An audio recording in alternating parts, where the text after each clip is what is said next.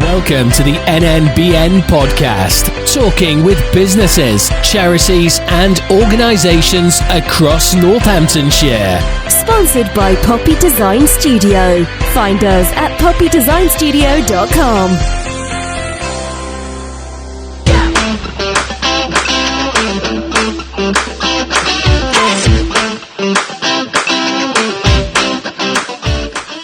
So a couple of weeks ago, I was talking with Kevin Hollinrake, the Small Business Minister, about a number of activities going on across the UK and how things are changing on the landscape in the UK economy. And Procurement Act came up, and he mentioned that I should really have a conversation with Martin Traynor. And I'm delighted to say that Martin's actually joined me to have the conversation to talk about the Procurement Act. So Martin, welcome.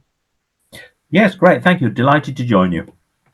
Yeah, thank you. And before we sort of do talk about the Procurement Act and how it's all changing and what we saw announced at the end of last year, I think it'd be really good to sort of understand a little bit about yourself and your background, because you're no stranger to the East Midlands, are you? No, indeed not. Well, actually, by trade, I'm a hotelier, because the first 22 years of my life I spent managing hotels in and around the UK.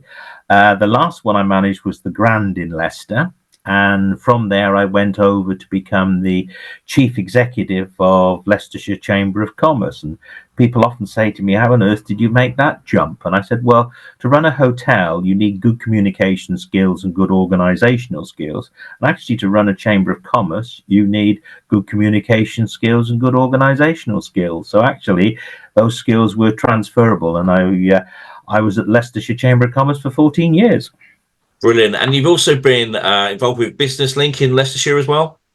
Yes, as part of the Chamber, we ran the Business Link service. So, yes, very much so. And during my time at the Chamber, I've been involved in lots of different initiatives. I chaired the board at Connections for probably about 7 or 8 years. I've also served as a business rep on what was then the old East Midlands Regional Assembly. So, done quite a bit here in the East Midlands. Yeah, well, it's great to have you on and to be able to talk about this, because you're also, you've been recognised, haven't you, for some of the work that you have put in. And I'm right in thinking you were awarded an OBE back in 2007 in the Queen's New Year's Honours? Yes, I was. It was a lovely surprise, and it's always nice to get these sort of recognitions, though you can always rely on your family to bring you back down to earth, because I think my wife said, doesn't that stand for other buggers' efforts?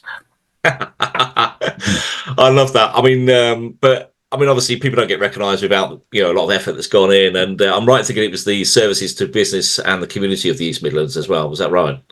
That's correct. I think they were recognising the work that I had done with businesses in Leicester and Leicestershire, and also the work on my 8 years at the Regional Assembly. Yeah, well, fantastic. Well done. I mean, it's great to be able to talk to you and share this time with you, because I think anybody that's been recognised at the level with the New Year's Honours, it's tremendous. And we speak to people when we're travelling around, and others that we've had involved with the podcast as well. So no, it's been brilliant to be able to share this time with you. So we're going to talk about the procurement policy, because the Procurement Act, because at the end of last year, there were notifications and news come out via the media that things were changing. So what's going to be changing? Right. Well, I think I'll probably kick off at the start. As you're probably aware, I've got this very, very grand title of the Small Business Crown Representative. And I often joke with colleagues there, and it's not an overly powerful position, but it always gets me a good table in a restaurant. My role in central government is twofold. One is to work with government departments to try and make our procurement policies, practices and procedures simpler for small businesses to be able to navigate. But I'm also charged with working with the small business community to encourage them to think about pitching for public sector contracts. But just to put that into a policy context, in central government, we spend about 60 billion a year on goods and services. And it's the government's aspiration, and has been for some time, that for every £3 we spend, we want £1 spent with SMEs, either directly or through our supply chains. Now, if you look at the wider public sector, you're talking about expenditure here of goods and services of about 300 billion a year. It's actually 14% of GDP. So the public sector here in the UK is a huge potential customer for small businesses. So my role is very much to try and make that as simple as possible. Now, I've been doing this role for about 5 years, and I always describe this as a little bit of a journey to try and make sure that government policies, procedures are made simpler for SMEs, so it's less cumbersome and less difficult for them, and that has culminated in the Procurement Act of last year, and that really is designed to liberalise public sector procurement here in the UK.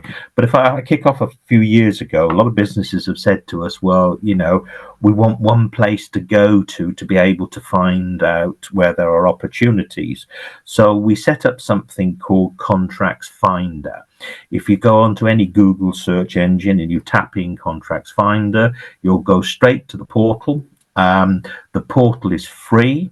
You can register for email alerts, and any public sector contract within central government over the value of £12,000 has to be advertised on that site, and anything from other contracting authorities, and that's police, fire, local government, etc., over the value of 30,000 will be advertised on that site. So that's a really good place to look for opportunities. Now, the other thing that businesses have told us over the years, look, we need to make this simple.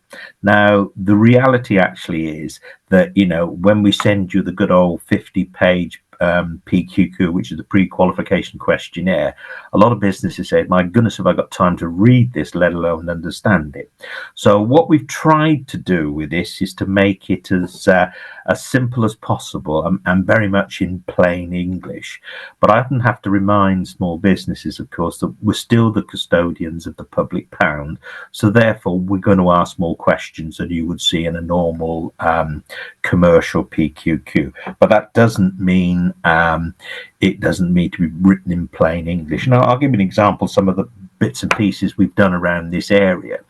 When I first started, it used to say in there, have you got £10 million worth of insurance? Well, the reality actually is that lots of small businesses started to have to take on £10 million worth of insurance just to bid for a contract that they may or may not win. And as many small businesses will know, taking out that type of insurance is expensive. So the government's objective was always to do business with a company that has £10 million worth of insurance. So we just actually changed the wording. And the wording now says, if you're the successful tenderer, will you insure to the value of £10 million? And that stopped a whole raft of small businesses having to take out unnecessary insurance just to be able to pitch for a government sector contract. Now, that's simple, but what's the objective? To do business with a company with £10 million worth of insurance, and we were able to do that. Now, admittedly, I don't get invited to the Insurance Institute dinner anymore, but c'est la vie.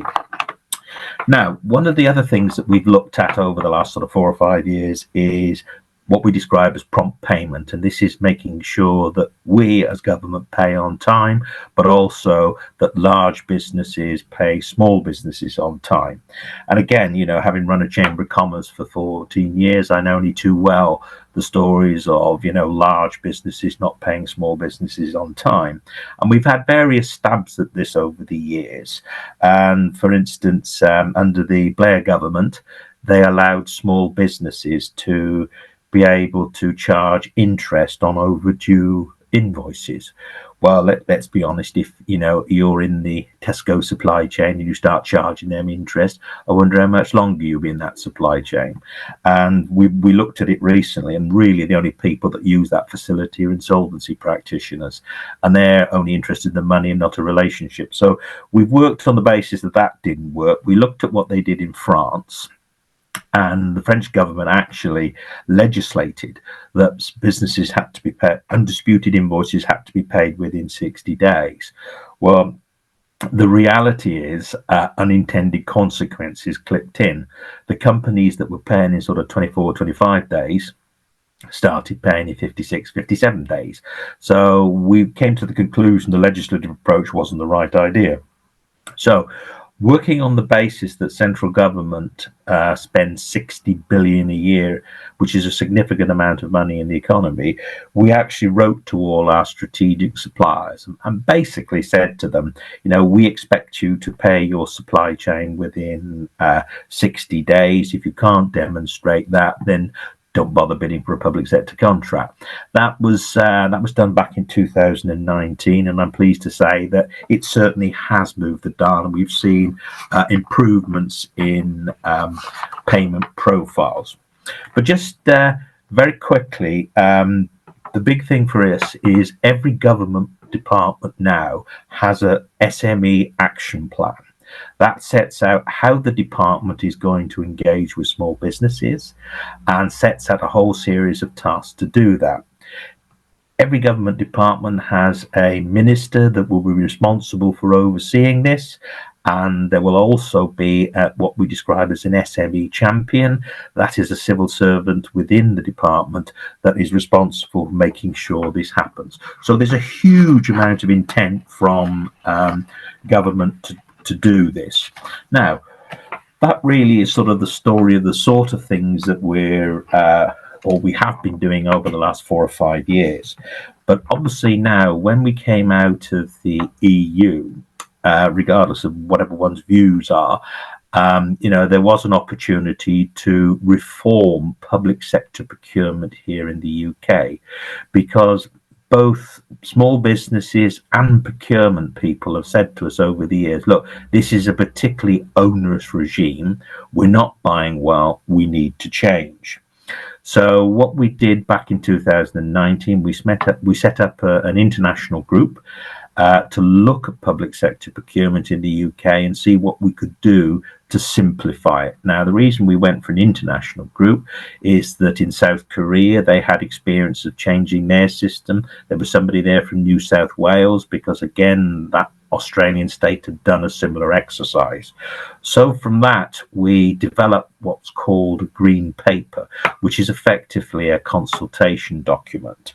Now, we put a whole raft of suggested changes in there, and it was one of these I would describe as a very genuine consultation. So we went out to business groups, business people, academics, etc., and say, well, look, these are our ideas. And I spent quite a lot of time going up and down the country encouraging people to respond to that consultation. And actually, we had over 640 quite detailed responses. Don't think they overly thanked me back at the office, but as a result of that, there were things within that green paper that we dropped because businesses were able to describe it to us and say, actually, good idea, but it won't work because. But we also picked up some really good ideas that we included in the procurement bill. So the procurement bill started probably about 2 years ago, and interestingly, we took it through the House of Lords first as opposed to the House of Commons. Now, the reason we did that was in the last Queen's speech, there were 39 bills, and there literally wasn't enough parliamentary time in the Commons. So we actually took it through the House of Lords first. And I have to say, it was probably a very good decision to do that, regardless of what one might think about the democratic deficit. There are a lot of people in the House of Lords that have got an awful lot of experience. And I sat in on what's called the second reading, and about 28 peers spoke on the bill. And they weren't speaking on the bill on the basis of a political agenda. These were people that had been there, done it, got the T-shirt, understood procurement. And I think a lot of the amendments that came through have given us a better piece of legislation. And actually, I think that just shows actually the second chamber as a revising chamber, and the knowledge some of those people have got actually adds to the quality of the legislation. So, and this was finally went back to the Commons, and then we had royal assent in October of last year. Now, the bill actually doesn't go live until October of this year. And people say, well, why are you waiting a year? Well, this is such an important piece of legislation and change to the system that we're going to spend 6 to 8 months training this in. Now, in central government, we have about 4,500 procurement officers. And you've got to remember, we're buying 60 billion a year. But if you go out to the wider public sector, there's probably another 15,000 procurement officers. And the one thing is for sure, it's easy for us in Parliament to legislate, but if you don't train it in, nothing changes. And you've got to remember that this bill is about liberalisation, so we're taking things away, not adding things on. And actually that can be a bigger shock to the system for people that have worked in a very restrictive regime for 30 years to suddenly have something that liberalizes what they're doing and it becomes their decision. So we want to train it in, we want to get it right. So that's quite as you can imagine, quite a big task. And this is not just about changing the rules, it's about changing the culture, and that can be quite difficult. So what's in the procurement bill that would really interest small businesses? Well, currently, public sector procurement officers have to go by what's described as MEAT, and that's the most economically advantageous tender. 9 times out of 10, that is interpreted as the cheapest. It's not intended to be, but that's the interpretation. So the new rules say most advantageous tender. Now, we believe that will give procurement officers a little bit more flexibility to buy something closer to what we're actually trying to procure. And we've all heard the story about we went out to buy a lion, we ended up with an elephant, but there was nothing wrong with the process. So we want to move away from that. And I've seen all too often SMEs put in a really good bid, but they don't necessarily have the scale, and therefore the bigger company has come in and is able to do it cheaper. That actually now gives procurement officers a lot more flexibility to buy something that is closer to what they're looking to do. And the other important thing that we're changing is the ability for procurement officers to now have a conversation with people that have submitted tenders. Now, in the private sector, we wouldn't dream of not having a conversation with somebody that we're trying to buy something off. So I think that's an important step forward.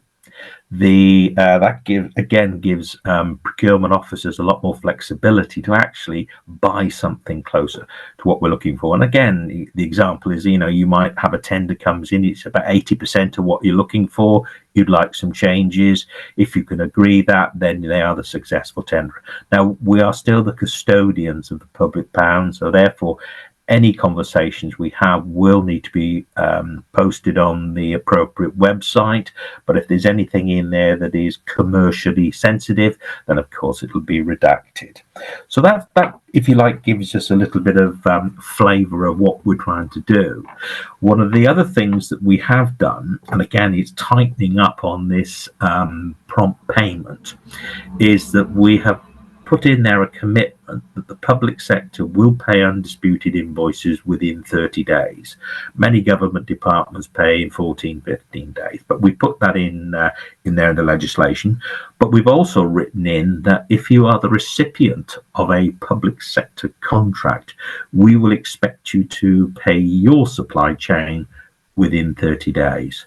And again, this is trying to make sure that small businesses aren't disadvantaged and they're paid on time.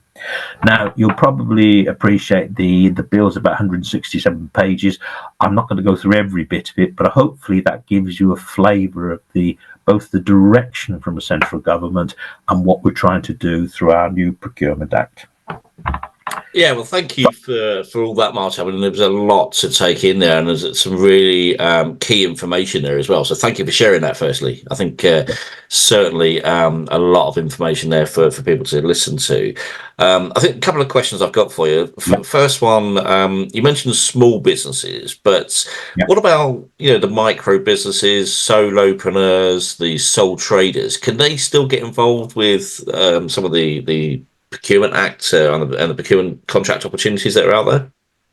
Most definitely. We define a small business in the UK as anyone who employs fewer than 250 people. So it captures most businesses. The reality actually is, for a lot of central government contracts, they're going to be fairly large. So therefore, you're probably less likely to have micro businesses pitching for it. But this bill actually covers all public sector contracting authorities.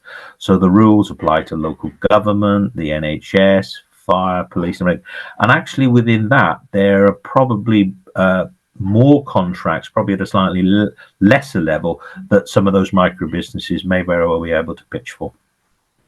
Yeah, I mean, certainly at the end of the day, we know micro businesses want to grow. We know, sole traders want to become a bigger business. But at the end of the day, they've got to make sure they can deliver on these contracts. And ultimately, as you said, it is about the best value, but also making sure it can be delivered on as well, because obviously it is public money, isn't it? Yeah.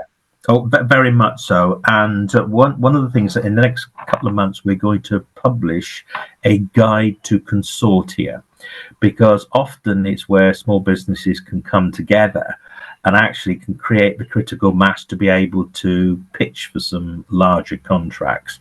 But the reason we're going to do this particular publication is, one, it will help advise small businesses how they can come together for that purposes, but also as a guide to our procurement people, because it's all right me running around telling people to think about consortia if the people that are buying it don't understand consortia. So the guide will be out within the next couple of months, and that, I think, will help a lot of businesses think about what they're doing. And it's probably just worth mentioning that we now require all government departments to publish a pipeline of public sector procurement opportunities, and for the next 18 months. The reason we're doing that is a lot of small businesses have said to us, well, look, you do an invitation to tender, it's a 4-week turnaround.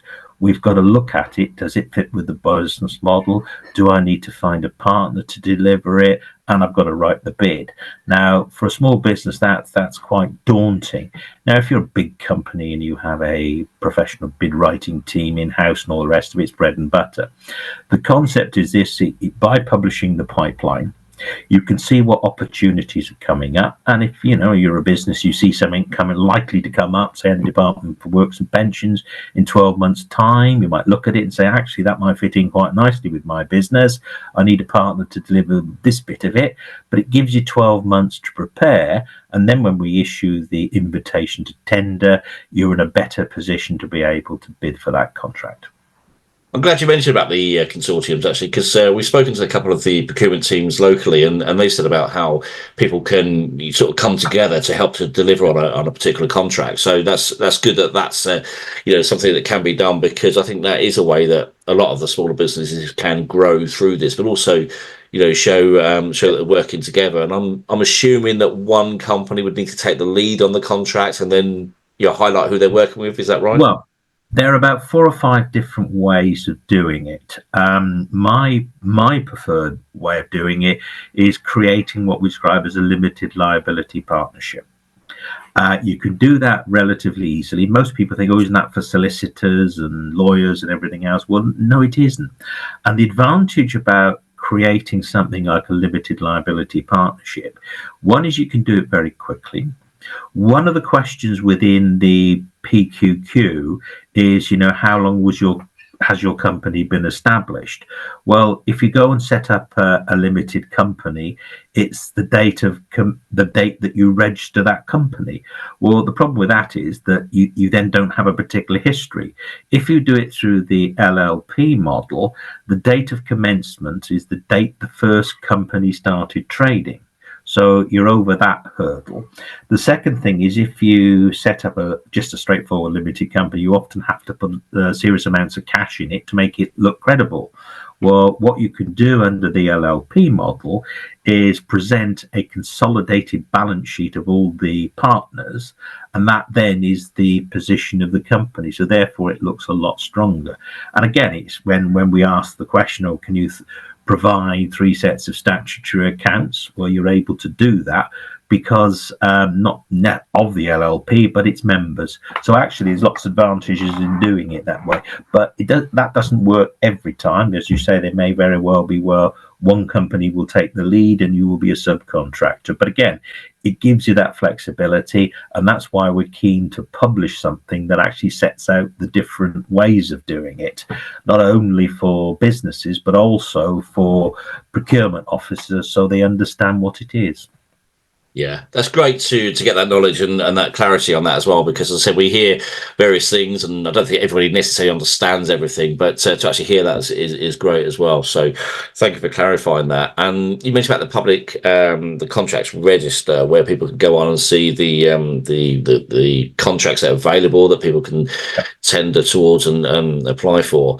The PPQ that you mentioned, what sort of information is normally sort of required on there for businesses to be able to put themselves forward for some of those? It's one of those sort of things.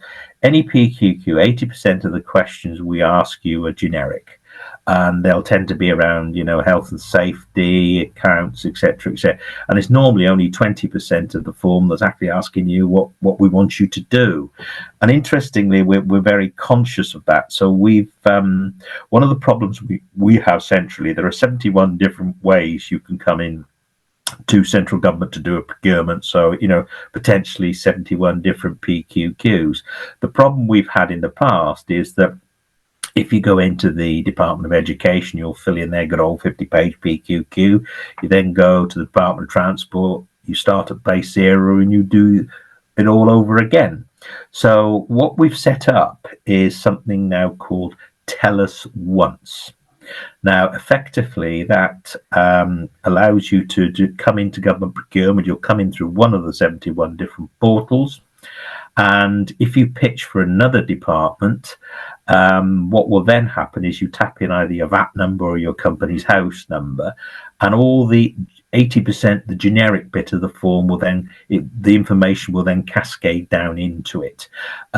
It's for you as the business to check it's both correct and up to date. But we reckon that could probably save a business 1 to 2 days in bid writing. Well, it's both a resource a company has to commit, and if you're buying it in, it's an additional resource. So those are the sort of things we're trying to do to make it easier for businesses to pitch for public sector contracts. Yeah, brilliant. Thank you for that. I just realised I called it the PPQ. I've got the P's and Q's around the wrong way, but it's the PQQ. Yeah. So thank you for the clarity on that as well. Well, Martin, listen, it's been brilliant to talk to you, to understand more about it. And, if people want to find out further information about the contracts register, they can literally type that into Google and it will come up. And I've just done it actually as we were speaking, so I can see there's some live information there that people can look towards. And, really appreciate your time today. Thank you. No problems. Delighted.